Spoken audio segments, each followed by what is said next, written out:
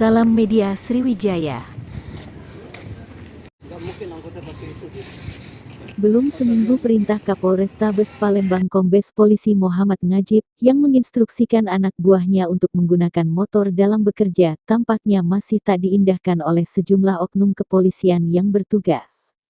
Dari pantauan media di lapangan, Rabu, tanggal 26 Oktober tahun 2022, Propam Polrestabes Palembang kembali melakukan giat patroli terhadap anggota Polrestabes Palembang yang masih bergaya hidup hedon.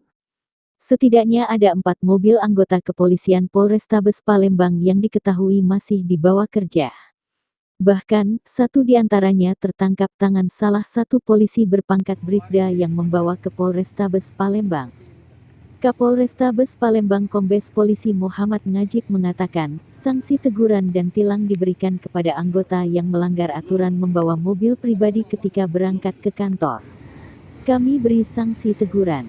Kami mengedepankan pelayanan masyarakat. Jadi ini masih berjalan, ujar Kapolrestabes Palembang Muhammad Najib saat ditemui di Polrestabes Palembang.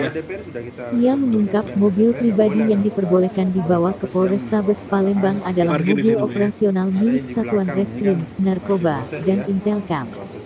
Ialah mobil operasional dibolehkan diparkir di Polrestabes sudah ditandai dengan stiker yang ditempel di kaca depan dan juga untuk keperluan tugas. Teguran aja ya, Jadi kan kita bertahap. Ya. Kalau dengan teguran itu ternyata anggota sudah patuh, berarti kan tidak bisa lanjut lagi kan itu.